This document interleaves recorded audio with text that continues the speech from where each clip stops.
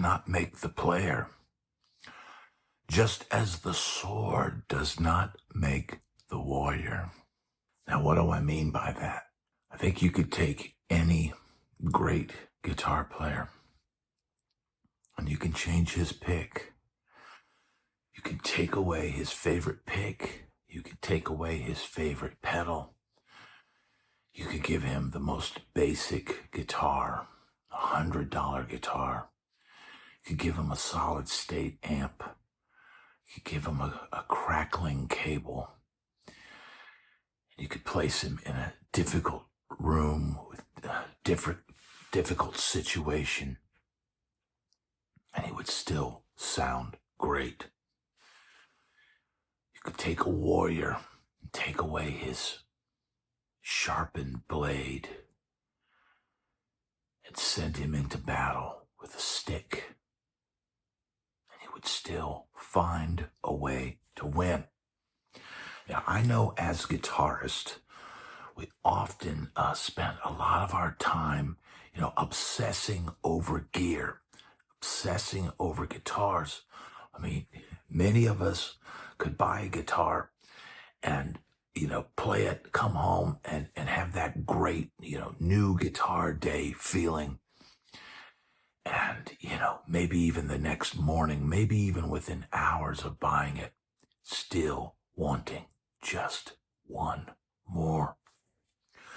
We obsess over gear. We obsess over tone. We obsess over things we don't have. Now, I can remember many times, especially one time in my life, where I had one guitar, one amplifier, one cable, and a tuner. That's all I had. I had to play my way out of the gutter with just the bare minimum. And that is an experience that I can look back on now fondly. Now I have quite a few guitars. I have different blades to choose from. I have different swords to choose from. But that does not make the warrior. I could easily scale down to one guitar and one cable and one amp again, and probably do the same thing, dig my way out of the grave. And I think that's an important lesson. This is the lesson for today. The gear does not make you. The pick does not make you. What makes you is you. Look into the mirror and see what really makes the sound. It's up to you, and it's up to your ability to make something sound good.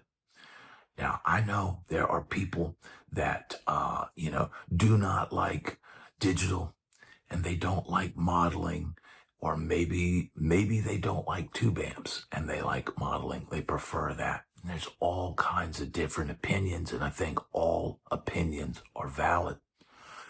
Because again, the gear that you use makes no difference. If you're a great player, you will make it all sound good. And I think this can be a thing, and I think people realize this on my channel. When I get a new product in and I demo it on my channel, and people say, well, it sounds good, but he could make anything sound good. And I appreciate people that say that. I think that's far too kind. But I can say this. And it's the same thing that I wanted to hear when I hear somebody demo a guitar. And there's different levels of players out there that do these YouTube demos. There's different levels of guys that do it. And some guys, I'll watch their demos just to get the specs and maybe see inside the control cavity and things like that. And then there are those that let me know what the instrument is capable of. And I try to be I try to be the latter. I don't have an elaborate camera setup. I'm not in here with, all this gear, camera gear and things like that to be able to get incredible shots inside of a guitar and do all this measuring the neck and all. There's a lot of guys that are really good at that, and I enjoy watching their videos. But I want to know, when I hear a piece of gear, when I see somebody demo something on the channel, I want to know, can you make this thing sound good? What is the best that you can make it sound? And that's what I try to strive for on this channel. Taking something, listening to it, trying to figure out what style of playing will work best with this item, and playing the different styles. Now, if you're playing a modeling, pedal or something like that, it may have many different sounds, and those sounds could lend itself to different styles of playing. If you're a warrior, it could be certain fights. You may have to use kung fu, and other fights you may have to use grappling and jujitsu, and other fights it could be just a boxing or kickboxing. There's different styles of playing. There's different types, and I don't consider myself a master of any style. I consider myself someone who can play a little bit of everything and do what is required of me on a gig. If I got to switch gears on a gig, I'm a guy that can do that. I could play a whole gig and play the sort of Nashville style jazz or fusion or whatever you want to call it, kind of what a lot of those guys play on a, say you're playing Third and Lindsley, or say you're playing Rudy's Jazz Room. I could play a whole gig like that. Then I could go play, a wedding or a corporate event or something like that, and have to change from like Neil Sean to Wes Montgomery to Motown to Prince, to all those different styles, and it can be a chameleon. Or I could play all night how I would play in a improvising, let's hear what the band can do type gig. And so, the gear is important in that it can allow you to, do what you need to be able to do. It could be very hard to play a high gain metal tone when all you've got is a Fender Deluxe reverb and not the right pedals to do that. So the gear, the sword can be important, but it doesn't make you as a player. And look, I've been in situations I've talked about on this channel where I've had to use a clean Fender amp on a rock gig with no pedals. That's not a real fun situation. But certain Fender amps, if you're allowed to crank them, you can get some drive out of a Fender Deluxe reverb, and a Fender Deluxe reverb is probably at the right wattage that you could probably do that and not completely get fired from your gig. That's the other thing, man. Other instruments don't understand why do guitar players play so loud? Why is it so loud, dude? And I had a guy that was constantly, I get on the gig, oh, can you point your amp this way? And oh, can you do this? And and I had to explain to him, I said, look, man, you play sax, right?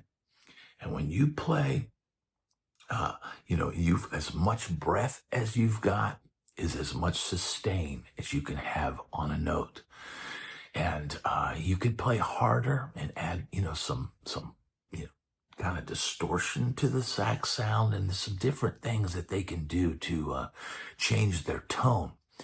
But I said, on a guitar, even with just a clean tone, if I don't have the amp set at a certain point and I hit a note, it's just dink, tink. And, that only works for certain things. And even a jazz tone needs to sound full and have some sustain to it. It doesn't have to be distorted, but you've got to get the amp up to a certain volume just to be able to, one, cut through the band. I mean, the guitar deserves to be heard just like anything else. And look, a lot of times I'll get complaints from a sax player that's having to be in front of me or whatever the stage plot is. But I've got a singer over there that paid for a guitar player, and he wants to hear me. And if he can't hear me, like, I can't hear you. I can't hear you. And I have to remind people like this, hey, I work for the singer. I'm not working for you. So I'm sorry that you're having a problem with this, but, try to explain to them, look, without a certain amount of volume, I've got no compression, I've got no sustain. And so that is why I will try to play dynamically all night. But look, dude, when it's a rockin' tune and it's my time to run up to the front of the stage and play, I'm not going up there with no sustain. I'm not going up there with no compression, tube compression or otherwise. And I need to be able to hear myself when I walk 2 feet to the front of the stage. But the reality is this, man. No one's going to really understand that but you. And nobody cares what gear you bring on the gig. If a general stands in front of his army and he doesn't look at each warrior and decide, oh, wait a minute, your sword is this or that. He's going to look and go, is everybody here? And it's the same thing with a band leader. It's the same thing with your band members. Man, I've had people I play on gigs with, play on dozens of gigs with the same guitar. And then maybe that 10th gig, they go, oh, hey man, that's a cool guitar. I've just played 10 gigs on that same guitar, and they're just now noticing the finish, or they're just now noticing, something that's unique about that guitar. And maybe it is a little bit different than everything else you're playing, but for the most part, nobody cares. Does it stay in tune? Does it sound good? That's all that anybody really cares. Now, maybe the audience might go, oh, that's a cool looking guitar, but I think more than anything, they're not applauding the guitar. They're applauding you. They're applauding the warrior, not the sword. If you win a battle in life, the awards don't go to the sword. They go to the warrior. And you could take any musician, and even if they've played an iconic instrument, I mean, yeah, Hendrix had a certain vibe with the Strat, but you know what? It was still Hendrix when he played a Flying V. It was still Hendrix when he played an SG. And the same can be said for any player. Many players shift to different instruments over their career as their needs change, as their styles change. And you know what? Eric Clapton played different on a Strat than he did on his 335 when he was in Cream.